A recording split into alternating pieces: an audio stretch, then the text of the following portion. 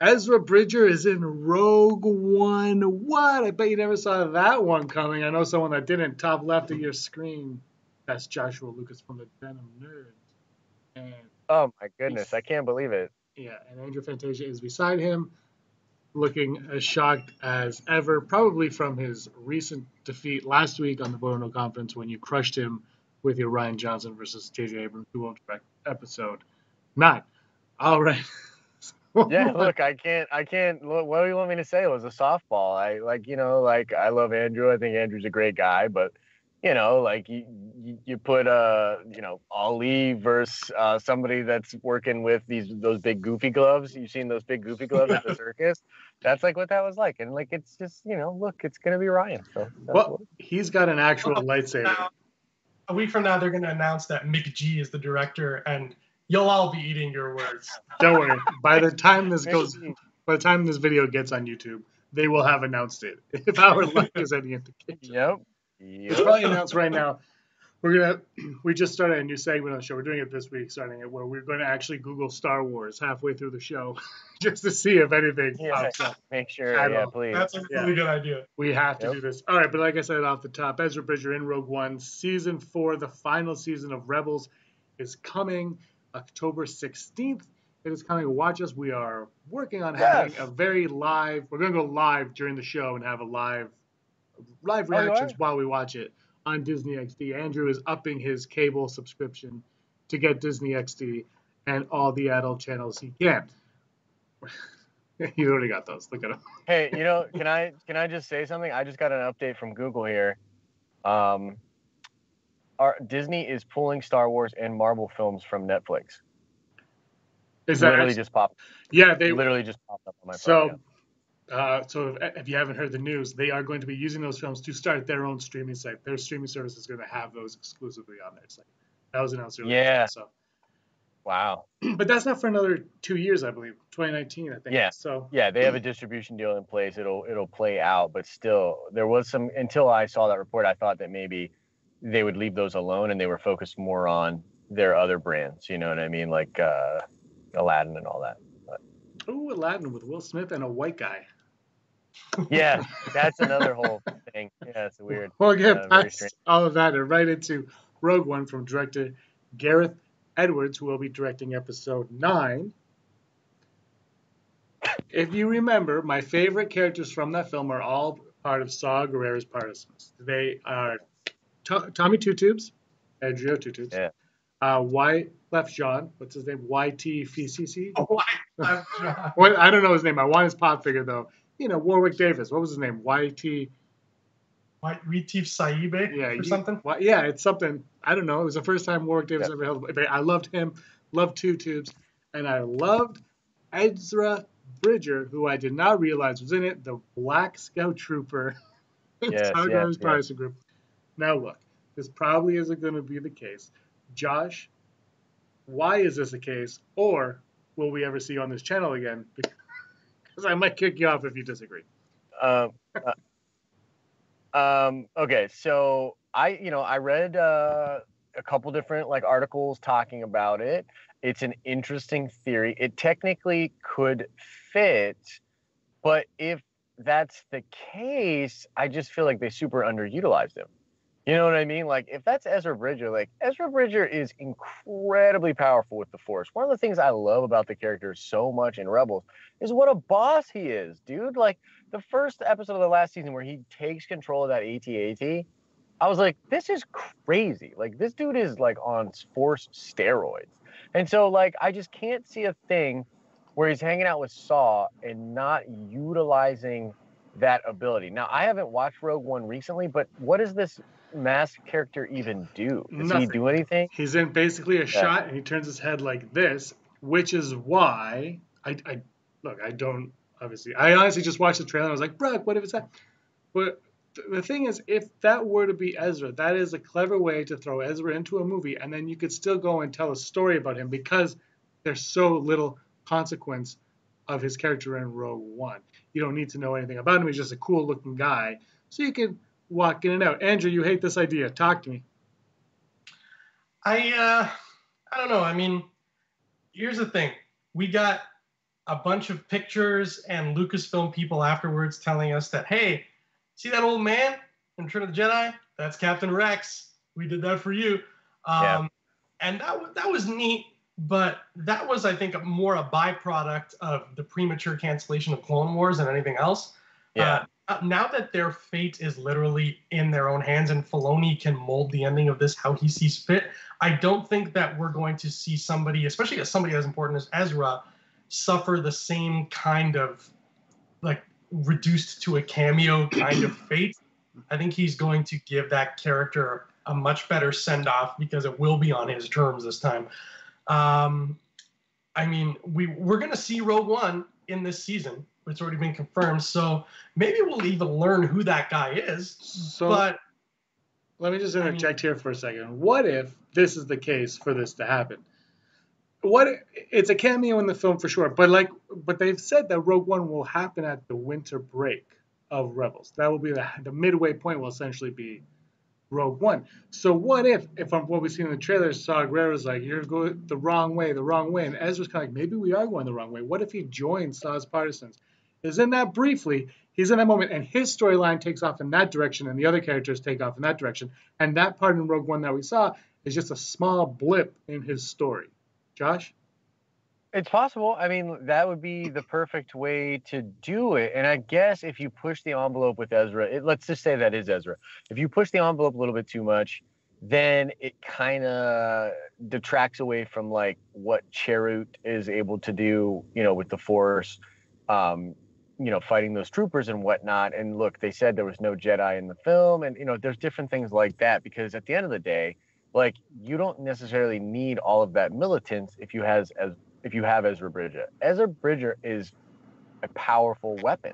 Just point him in the direction of the Empire, and like, he could go, take them out. I do think it's possible. It could be an interesting thing where he was there because of the Kyber crystals. There could be some kind of a connection with him and the Kyber, and that's kind of an interesting like way that you could go with it. Hopefully he gets off or gets out of that city before it blows up, because if they make that his story and then he just dies in Jeddah City, like, what a waste. You know what I mean? Like, that's garbage. Mm-hmm. Andrew? I mean, I could get behind it if it was a single episode where his mission was, like, they already established at this point that Saw's people are dangerous and they're not on the same page. And maybe Mon Mothma or somebody says to him, Ezra, I want you to infiltrate Saw's group, find out what they're doing and what they know, but don't get involved in what he's, what's going on in Jeddah, because right now that's out of our hands and out of our league. Just get in there, find out something, get some MacGuffin or whatever, and then leave. And then it could turn out, maybe if that was him doing his little covert operation and he's out of there by the time the Death Star fires, I could get behind that. And that is a neat way to throw him in the movie. But I think that's the only way I could believe like what you said, Josh, like how, like, the only reason Saw wouldn't use him as a weapon is if he didn't know he had that weapon. So if Ezra is there undercover as just some dude in a mask, then I can get behind the fact that, like, that's why he's not being used for his Force talents. And he already knows, and he already knows about Ezra, because on Geonosis, Ezra and Kanan and Saw go on that little mission together. So he knows what Ezra's capable of. So it's weird for a couple of different reasons. I will say this, the thing about the theory that's interesting is I do think they are pitting the ideologies of the Separatists, of like Saw's fanatics, against the Rebel Alliance. I do feel like that is something they are trying to convey. And I also think that the theme of the wolf and this idea of the wolf is an interest. I personally believe the whole thing there is that Ezra has to recognize that he is not this passive animal, that he is I don't even want to necessarily say a warrior, but that he's a predator, and that, like, his path is not the same as the Jedi, and that he's going to go a different way. My personal thing is, though, that he ends up on Mandalore with Sabine. I think that he will reject the idea of staying and being a part of either of those groups, and instead will go be a part of Mandalore And literally, like, the idea of having like force sensitive Mandalorians and like Jedi Mandalorians is something they could play with later and explore. And like, look, what if the next series is a Game of Thrones type show on Mandalore, and Ezra is involved as he ages and just only gets more powerful? I mean, I think that that's way more compelling. I think it's so obvious that he loves Sabine. So unless she dies, I think he's with Sabine, and we don't see Sabine with Saw's people, you know? I think whatever the next animated film is going to be, I would guess, I would even wager that it will be about something to do with Mandalore. Filoni and company love Mandalore. Like the Yeah. episode we saw at Celebration focused heavily on Mandalore. The trailer we saw, there's obviously a huge push on Mandalore. The problem is, Andrew, is if Ezra goes to Mandalore and like Josh said, there's force sensitive Mandalorians, which is very cool and would make a cool series following. How does Luke become the last Jedi? Yeah, that's the trick. I mean, Yoda knows Kanan and Ezra exist. He's spoken with them. I think he's seen them. I'm not sure how meditation visions work. So he knows they exist. He might know their faces, unless he feels their death in the Force, which we all know he can. It's a possible thing for him to do. Then yeah, he telling Luke that he'll be the last of the Jedi is not only like untruthful, but it's to Luke's detriment, because here's two possible allies that he could be given, and excuse me, he's denying Luke those allies. So in the long run, I think we need to see Ezra and Kanan bite the dust or somehow lose their abilities. Oh, Kanan's gone. Kanan's dead. Kanan is going to die in this season. I think early on. 1,000%. Yeah, I think early on. Early. Well, there's maybe. I think he's gonna. I think early on, and he'll still have some kind of presence throughout it, like an Obi-Wan, but not Force Ghost in some kind of other capacity. I could be wrong, but if you watch the trailer, it seems his stuff is very focused on early, like the beginnings of the. He's not even in. He's not on Yavin 4. If you watch the clips, he's not even there. Right. Yeah, I think he dies before all that goes down. I mean, the timetable I'm not 100% sure on, but I think that the reason that Yoda might be able to say you are the last Jedi is because, look, Ezra going to fight on Mandalore, he would not be going there to train Jedi. You know what I mean? Like, he would be essentially rejecting the Jedi and being like, no, I'm a wolf. You know what I mean? Like, am I force sensitive? Yes. Am I capable of crazy things? Yes. But I'm not going to show restraint. I'm no longer going to be the protector. I'm going to be the aggressor. I'm going to go to Mandalore and help Sabine restore Mandalore to its glory and just be a part of that. And the thing is, you know, they've kind of already introduced this idea with Tar Vizsla being introduced in the canon last season. The idea is there was a Mandalorian Jedi, but, you know, he doesn't even like stay a Jedi. There's drama there, you know what I mean? And it's the ideologies that don't necessarily work. And so it's possible that Yoda is being truthful because he doesn't represent a Jedi at all. Or he doesn't have to be Sith to not be a Jedi, you know? But do you think that's a bit of a cop-out, the whole, I'm very force sensitive, I could do all the Jedi things, but I'm not a Jedi? No, not really, because look at Maz Kanata. She literally says that in The Force Awakens. I'm no Jedi, but I know the Force. And I think that if you look at that, you also look at the Night Sisters. I mean, look, in canon, it's literally established in canon that Palpatine had history with Mother Talzit. He literally had history with Mother Talzit. They studied together. So Palpatine himself, I don't even know if he thought of himself as necessarily strictly a Sith Lord. I think he thought of himself as a student of the Force. He says as much to Anakin. To know the Force is to know both sides, not simply the dogmatic view of the Jedi. So he embraced probably light and dark. You know what I mean? And so I don't think it's necessarily a cop-out. Besides, when they wrote that line and he says, there is another, they were not referring to Leia when they wrote that line. Now nowadays, it's sort of implied that was Leia and that's who they were talking about. That is not what they were talking about when they wrote that line. But you think that they would retcon it so that he's talking about Ezra?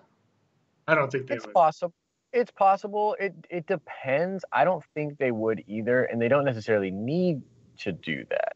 But I think that there are probably plenty of people out there that are force sensitive. Like, look, and this kind of goes into a deeper argument here. Like Pablo Hidalgo said, when Han Solo is doing maneuvers that are next to impossible and shooting without looking, that he's tapping into the force. And so I know this will piss fanboys off, but everyone has the capacity to use the force. You know what I mean? So, yeah. Yeah, and Kanan says as much when he's training Sabine to use the saber. But at the same time, Ezra's basically a Jedi. And it's just, when Ahsoka's like, I'm not a Jedi, I just feel it's cheap when you can just not be a Jedi. You could be a Jedi and then like, I'm not a Jedi. And then Yoda's like, you're the last Jedi. Yeah, but not really. It's still like, not really. There's still someone out there that you could probably talk to and be like, hey, look, this guy's trying to kill us. He tried to kill you once. Why don't you come and help? It still kind of fits there, to your point, Andrew. Yeah, it's true. I mean, Yoda has sat on a rock for 20 years and really done nothing but meditate, but he still considers himself a Jedi. I mean, who knows if there's rituals or practices that he physically can't do anymore because he's not in the temple. And I mean, like, there's like really, I guess we've just never been given the definition of what exactly a Jedi does day to day. And then going from there, we could determine, okay, well, he follows that, so he's a Jedi. I mean, it's like, oh, this person goes to mass every Sunday, so they're a Christian. This person meditates on a rock and lifts rocks, so he's a Jedi. Once we have, I think, that sort of, for lack of a better term, checklist, then we can understand really what it takes to be a Jedi, a Sith, a gray person, a Mandalorian, whatever. To the point about there is another, that's the one thing that I am 100% cool with them softly retconning to become so, like, if it turns out that there is another was a reference to like Snoke, I am 100% on board with that. Ooh, yeah. Because we keep forgetting when he says in Jedi to Luke, there is another Skywalker. He specifies Skywalker. There's never a clear distinction that that's who he was talking about. In the second film, right? In episode 5. So I think that, like you said, like they didn't know it was going to be Leia. They were just, shooting in the dark.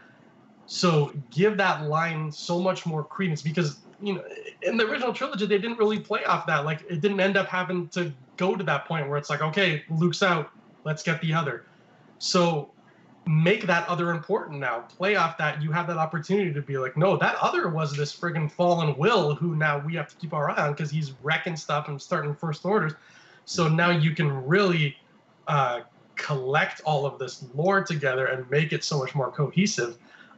So I really hope that somebody comes along and gives that line more importance now that we have more stories going forward. I don't mind the idea of it being Snoke or someone of importance like that, or even, there's been talk that he's talking about someone that has to eventually be with Rey, or even talking about Rey and seeing the future and seeing that Rey is there. Yeah. But for it to be Ezra or anyone from Rebels, you're talking about a children's TV show that Rian Johnson was like, he's not Benicio del Toro, get over it. Like, he's his own. Like, I just don't think they would put that much emphasis and power on a Disney XD show. See, the thing is, I think you're kind of discounting the popularity of that show. And I actually, to be completely honest with you, I didn't even realize what the level was until I was at Orlando. Like, when I was in the panel with the Dave Filoni Pablo panel and then the Rebels panel, like, dude, like, there are people that is their main entree of Star Wars. Like, they do like the movies, they do like the comics, but like their in was Clone Wars and Rebels. So like, I was sitting next to these two girls, these awesome girls that I met there, and like, dude, Dave Filoni, they literally squealed when Dave Filoni came out. You know what I mean? And I'm like, what? Like, what? Like, how's this? What is happening? So I don't know, man. I think that especially if you look at the numbers, dude, the direct download and the direct market numbers for Rebels is pretty wild. But like, the ratings aren't there, though. Well, the ratings aren't there, but that's because of a change in distribution. I don't watch it on Disney XD. I would never watch. You would have to Clockwork Orange me to watch Disney XD, like stick my eyeballs open. But that's the thing. But even still, like the people you're talking about, it's almost an isolated group. Like I love Rebels. You love Rebels, Andrew, Brock. We all love Rebels. We watch it all the time. But there is significantly more people that do not watch Rebels that watch the Star Wars film than watch Rebels. I don't know what the exact number is. I'm willing to suggest that it is a little staggering and maybe not what we think. That's all I'm saying. I don't know. You're probably right, but I think that to the degree to which you are right might actually surprise you. Maybe, but I'm sticking with Are that. you working? Maybe, but I'm sticking with it. I like it. I like it. I just think because, well, look, if you could bring one of these characters to a live action film and not Ezra in Rogue One and the Black Stormtrooper or Scout Trooper, like, or whatever, because that. The reason I bring that is a cool thing for us when we're watching Rogue One. Like, oh, cool, that happened in that episode, carried into that. That's fine. Saw Gerrera, it's kind of whatever. That's fine. Rex and Return of the Jedi. That's fine. This is, if you can make a character from this show, it's into a live action. I always find it harder to go cartoon live action than live action animated. Like, you've started on this animated journey with this voice actor and this description, this drawing of this character, and to bring them in live action, there's always something lost, I find, going that way as opposed to the other way. Yeah, maybe. I don't know. Except for your Chicago Comic-Con Voltron. Which one? Your Voltron picture was pretty awesome. Oh yeah, thank you. Yeah, the live action. That's actually technically still animated. Yeah. Yeah, I don't know, man. It's an interesting situation. I think that they could. I think Ezra. Man, I think Ezra is a pretty popular character, and he's also cool enough where, like, for instance, I think, like, look at Ahsoka Tano, dude. Like, it's the fandom for Ahsoka is insane. Like, show me another Jedi out there that has the level of fandom besides Luke Skywalker that Ahsoka Tano has. And you're talking about a character that's only been in animated shows. You know what I mean? Like, so I don't know. I think that the way media is all shifted around, like, it's perfectly possible. And Ezra's that strong. Like, he's arguably stronger than most of the Jedi we've seen, if you're just taking little examples of what he's capable of. So, Andrew, do you think that's a problem, how strong Ezra is going forward? I think that I'm always wary of everybody's power levels, and so far Filoni has been too. That's one of the reasons why I did not like the character of Starkiller at all, because I thought nobody this powerful would not have been in the movies if he's running around at this exact same time. Sure. But with Ezra, I think that they know where the cap is, and they have not exceeded it, because as powerful as he has shown to be, like, he has wowed Kanan with the things he's been able to do, and I think they've set up by far that, like, he's got more midichlorians than Kanan. Like, he can do stuff Kanan is impressed by. But I think still that they know there's a limit, and they play within it, just like when you gamble. Ezra Bridger has a certain point where they're like, okay, we're not going to pass this. He's not going to be able to do this. I mean, he's not going to stand toe-to-toe with Vader, even though he's faced him twice. He hasn't even stood a chance. He barely, he was easily manipulated by Darth Maul. So he's not, like, his will to resist the dark side is very weak. Yes, I agree. I think that his powers are balanced out enough that he's powerful enough to make a difference within what he does, but not powerful enough that he overshadows the Skywalkers. I like it. Okay. He's powerful in different ways too. You know what I mean? The thing is, he's powerful differently. Like, the whole communication with animals, that's really interesting. You know, like, what's the capacity there? Like, what exactly could that mean? Is he, maybe that's where he's going to be going and hanging out with the space whales, and he's just going to be riding space whales around hyperlane. Well, you have to figure his ending probably will come with something to do with animals. I don't know if it'll be the wolf, Loth, wolf, cat, roe, whatever, but something to do with animals could be his ending. I like the idea of him going to Mandalore. I don't like the idea of him going to Mandalore with the powers so much. Like, no, I can see what you mean. It's just that one little thing. They have to figure out how to get rid of him. I think Kanan's gone. Like I said, I still think he might be earlier on in the season than we all expect. Maybe the halfway point somewhere. I think before Rogue One, we're going to lose Kanan in this. Andrew, are you blind right now? I don't know. No, he's going bright light. He's going Super Saiyan. Yeah. The sun has just Going decided Super to Saiyan. like. He's got like the best idea brewing right now. Oh my god. Yeah. I'm totally fine. You know, I'm fine with Ezra coming into the films. I never thought it would be something, but I was okay with him actually becoming Snoke at one point. Like I was like, yeah, whatever. Because Ryan Johnson said he's not going to in episode 8, he's not going to give us the backstory of Snoke. He's going to let us He'll accept do that Snoke. in episode 9 after he gets the Yeah. directing gig. You mean JJ, right, Andrew? I mean McG. Thank you very much. But he said he's not going to give us a backstory because the Emperor, we didn't get it until the prequels, which is a whole other trilogy. So the importance of Snoke's backstory is not in The Last Jedi and possibly not even in his episode 9 film. I agree. Maybe, is there a chance that Rebels is his first part of his backstory? And that's a way for Josh, for him to be there is another, and Andrew for that other to be Snoke and Ezra at the same time. I feel like it's got to be a novel. I feel like Yeah. the Snoke backstory has to be a novel. It's 100% not Like- Ezra. I'm just saying. Yeah, no, See that I get what you're backstory, saying. yeah. Yeah. I mean, I could see it introduced in the show, but here's the thing. Here's what I think the one thing about Rebels that's interesting is, so like Sam Witwer wasn't at the Rebels panel, and I thought that was an intentional choice because what they've done with Rebels has exceeded expectation and it's very special. As I said, I personally believe when you look at those numbers, you're going to be a little bit surprised. That's how big it is, and it's this big part of Star Wars lore now. And I think Filoni's hyper aware of what ending this show in 4 seasons will do to these actors. And he wanted them to have the stage. He wanted them to have the thing. It's not about Ahsoka. It's not about Maul. It's about the Rebels crew. We need a finite ending with these guys. And I don't think that ending is them all dying. I think they will continue to exist in some way in the fabric of Star Wars.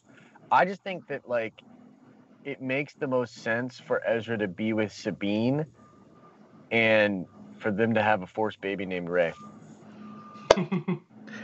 Andrew hates the idea because Rey is a Palpatine. Woo!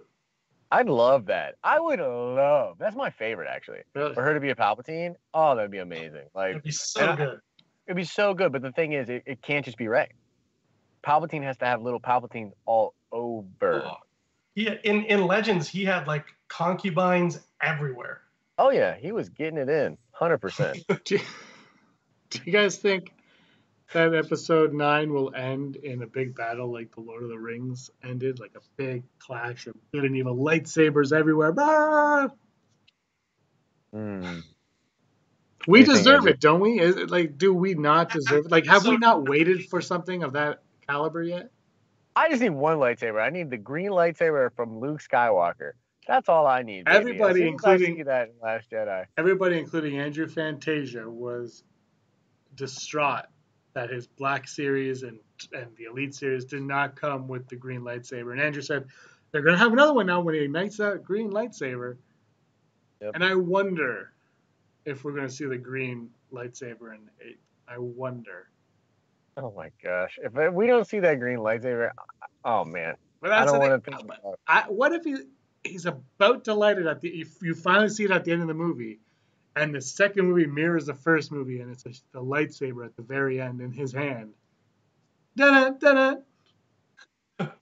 I'll start a live stream as soon as I get home from that, and that live stream will last until the next movie.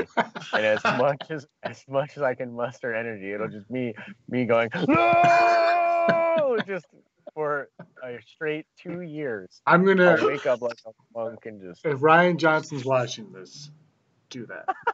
Yes, we all want that live stream. Andrew's getting sunburn on his head right now. I still can't get over it. I know, Matt, right? That's crazy. What's happening? Hey, wait. Let me ask you guys one question. In the trailer, when Ezra's eyes see that blue motion thingy, what is that? What's going on with that? That's when he communicates with animals, right? I don't know. I was thinking it's when he saw the 2 holocrons together. I'll let you know when that episode airs. Yeah. I watched the trailer on my phone and it was really small, and I was like in the midst of my sickness, so I didn't really get all the details fully. But I would imagine that it's a holocron thing, or it's something we haven't seen yet. Yeah. A Force ghost, maybe. Yeah. Well, because what do they say when you look into the truth? What do they say? Something weird like you'll never be able to unsee what you see. Yeah. Like once you see the truth, you can't unsee it. Right, and they didn't get a completed vision. It was kind of jarred, right? They had him, and Maul had pieces, he had pieces, and all that, right? Yeah. Huh. So no Krennic this season. That upsets you guys? Yes or no, Andrew? No, I loved Krennic. I think we got what we needed out of him in Rogue One, and he got a mention. Yeah. Yep. In, the trailer. I just saw. In the trailer, yeah, he got a mention in the trailer. Yeah. So that's what I mean. When I watched it, it was like, so he got a mention in the trailer, so he is in the world of the Rogue One era, which is appropriate. So I think that's perfect. I think that's exactly where it should be. Josh? Yeah, I can agree with that. I'm not mad that he's not in there. I'm glad that he got mentioned. The Stardust thing is cool. Like you said, we're building towards Rogue One. I also love the TIE Defenders. I did not think that the Defenders were going to be designed by Thrawn. Because what's funny is in the X-Wing game, in the Fantasy Flight X-Wing game, they came out with the Defenders, and then they recently came out with a upgrade to the Defenders that makes them like broken, and they're just like incredible now. And now that makes sense because they were designed by Thrawn. So that's kind of a nice little nerdy payoff for me. But yeah, I don't know. Can I ask you guys another question? I don't want to derail. I don't want to side Akbar, but do you think Thrawn is going to survive? I was just gonna ask that. Andrew, you go first so I can copy your answer. No, I think he is going to have some kind of important knowledge, but that knowledge is going to die with him. And now, if anybody wants that, sorry, I'm hanging up. I can't handle this anymore. No, I'm just kidding. If anybody wants that knowledge again, they got to go to the unknown regions where the Chiss homeworld is, and they got to find it out firsthand. And whatever it is, it's not good. And Eli Vantos is in the unknown regions. Yes, that's right. He's chilling out on the homeworld right now. He's doing work for him. I definitely, of all the people we've seen in the novels who have survived, I definitely think Eli is like the number one choice for somebody we will see again very soon. More than Ray Sloan?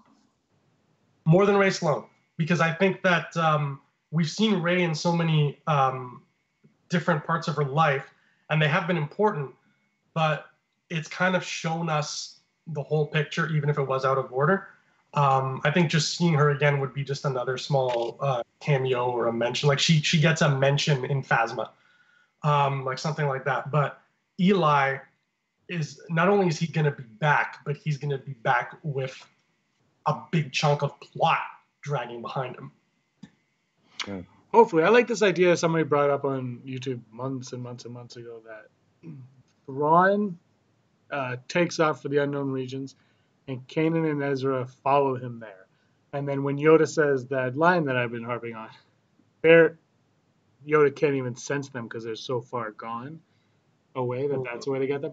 I would like to see Thrawn survive. The problem is, how do you let him survive and play no part in anything afterwards? Maybe he goes back to the Chiss higher ascendancy. Yeah. The whole thing for him was with the Emperor. Remember, he's trying to see if the Emperor is a valuable tool. He was going to do one of two things. He was going to join with the Emperor because he thought he was able to help him versus the coming threat, or he was going to weaken the Empire because he wanted them to be a more enticing meal for whatever's coming. Is that what happened? Did he weaken the Empire? And in season 4 of Rebels, he's Audi 5000.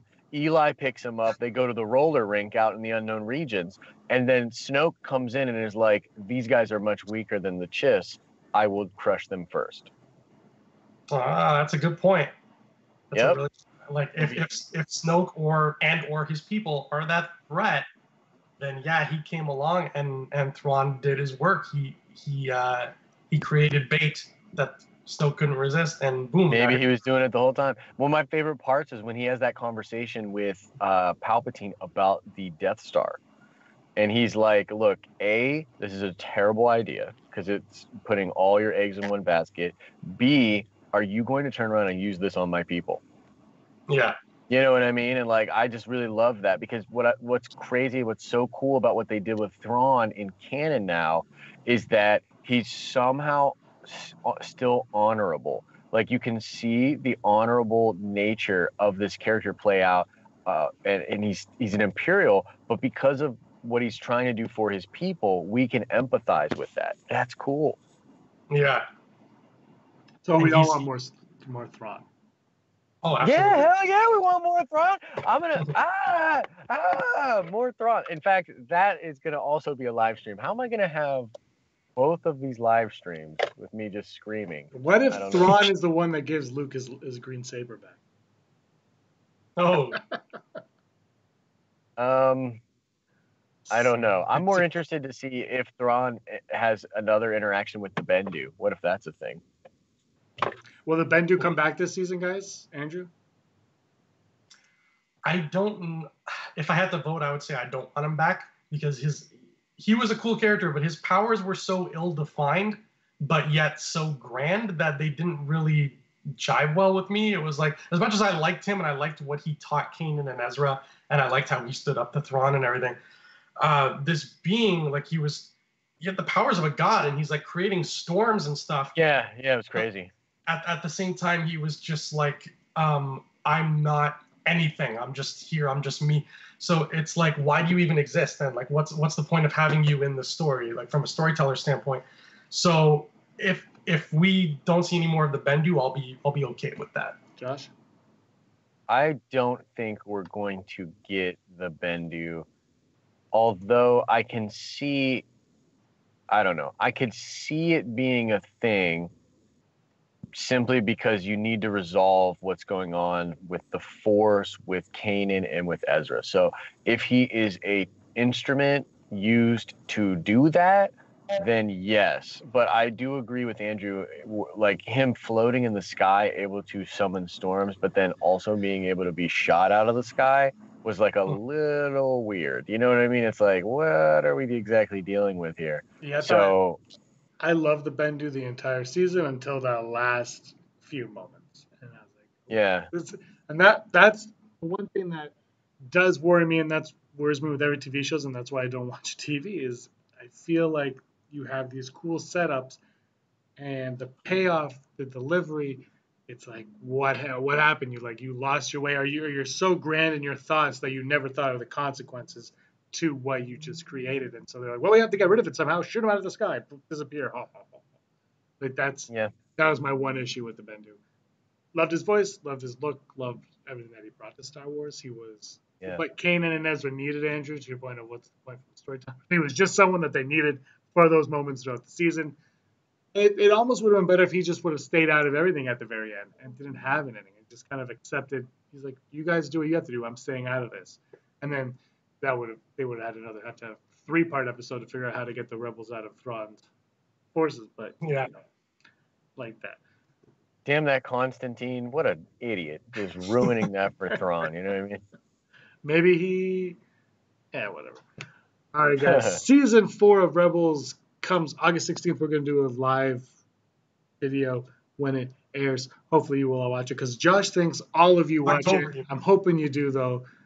This is going to be. I think we're in for a great season, regardless of anything that happens.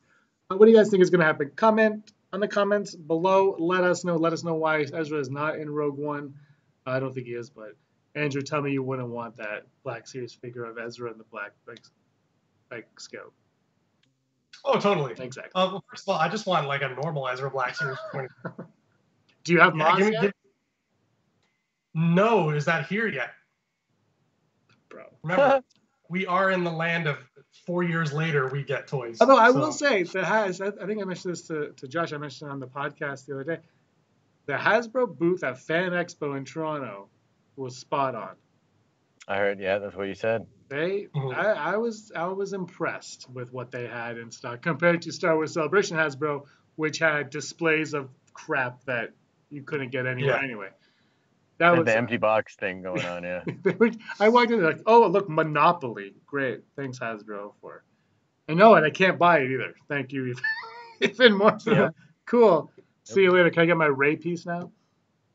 Anyway, guys, this has been a lot of fun. Josh, aside from your car, where can everybody find you? Yeah, I do quickly want to mention I'm not homeless. I do have a home. I just keep plugging my schedule a little bit too much, and I have to come out and record in the car. Just kidding. There's a GoFundMe so I can get a house. Go check it out. When I'm not in my car, I'm on the Den of Nerds, where we cover a whole bunch of nerdy things. I actually just did a video with James where we were breaking down our raw reactions to the Rian Johnson takeover of episode 9 that is inevitable. And so yeah, there's that. Also go to thedenofnerds.com. Both of these fine gentlemen contribute articles on there, and they're really, really cool. People love you guys' articles, by the way. They really do like them. So thank you very much for that. Everybody wants a 3-hour-long Star Wars movie. You're damn right. You're damn right they do. Why wouldn't they? Andrew, Twitter, and where else can nobody find you? You can definitely find me at Twitter. You can find me here on the surface of the sun, where I'm currently broadcasting. And you can find me on Facebook at Andrew Fantasia. And that's also, you can find me at Petzofina, Pezzofina. I go bilingual now, Josh. I do Z and Z, depending on where you want. You are so cultured. We don't do that in America. We just do it our way. You're such a woke gay, James. Actually, yeah, man. What's a metric system? I don't know if you know this, Josh, but we spell all of our words with OU, every single word. But neighbor is neighbor, color is color. We add a U to these words. But Yeah. Andrew, harbor is harbor. Andrew, I don't know if you know this, but like in old Canadian English, the old prime ministers of old, prime minister is our president, they wrote in American. Did they? They did, and then we got stuck having to write an extra letter and spelling. How do you spell center? CENTER. Yeah, no, we spell it centre. Oh, wow. We're our E over here. That sounds French, and we don't like that down here. We're going Freedom Fries. Thanks a lot, guys, for watching. May the force of others be with you. Always. Oh, sometimes. Ezra. Hey scumbags, thanks for watching. Don't forget to give us a thumbs up on our video. As always, please subscribe to our YouTube channel, Rebel Scum Podcast, for all the latest videos.